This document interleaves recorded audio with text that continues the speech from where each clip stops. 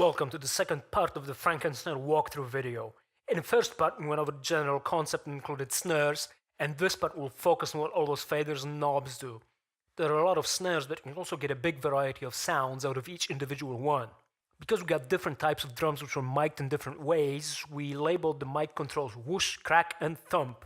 For the regular snares, the whoosh is really a pair of overhead mics, crack is a snare bottom mic, and thump is a snare top mic.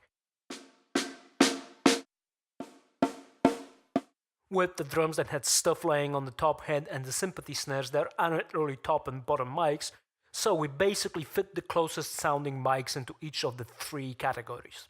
With the main layer, the whoosh and crack are simple mic volume controls up to 50%, and after that, they bring in extra transposed copies of mics. The crack from 50% to 100% adds the same mic or mics in the case of the sympathy snares again, but transposed an octave up for an even brighter and snappier crack. The main layer's whoosh from 50 to 75% adds the overhead mic an octave down for a huge reverberating sound, and from 75 to 100% adds the snare bottom mic an octave down for a dirty industrial texture. Each layer also has a tune control with a range of an octave in each direction. That's simple enough, but one thing worth mentioning is that I'm personally not too fond of tuning the tiny snares down to make them sound bigger. But tuning the huge snares up, I do like a lot. Each layer also has the tighten control, which applies an envelope to shorten the sound. Fully cranked, only a short glitch is left. Lower settings can be quite useful for cleaning up the long tails you get by cranking up the main whoosh or tuning things down a lot. The second and third layers also have high pass and low pass controls for cases where you only want a layer to contribute in a specific frequency range.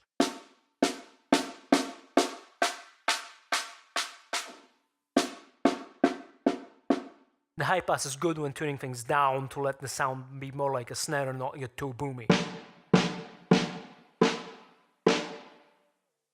The main layer has a phase control instead. This basically puts the overhead mics more in phase with the top and bottom, and all the mics in phase with each other with the sympathy snares, which have a lot more mics. With 50% being natural phase as recorded, 100% being perfectly in phase, which the second and third layers are by default, and lower settings sounding more lo-fi, a bit like the drums leaking into vocal and horn section mics on 50s or early 60s records.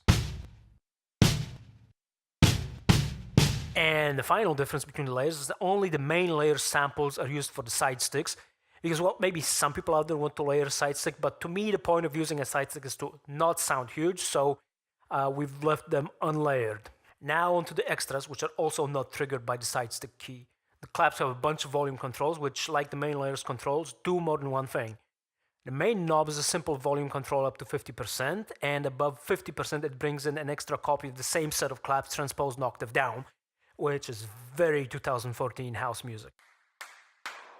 The more knob brings in one more set of claps up to 50% and a third set above 50%.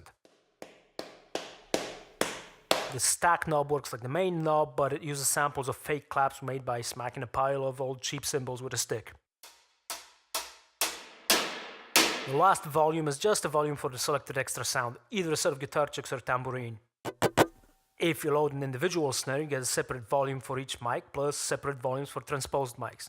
Tighten, tune, and phase work like described above. The drums, which have a side stick sample, also have an on-off button for that, so that when you layer snares, you can send the same MIDI data to all the layers, but turn off the side stick for all the layers except one, and leave your side sticks unlayered.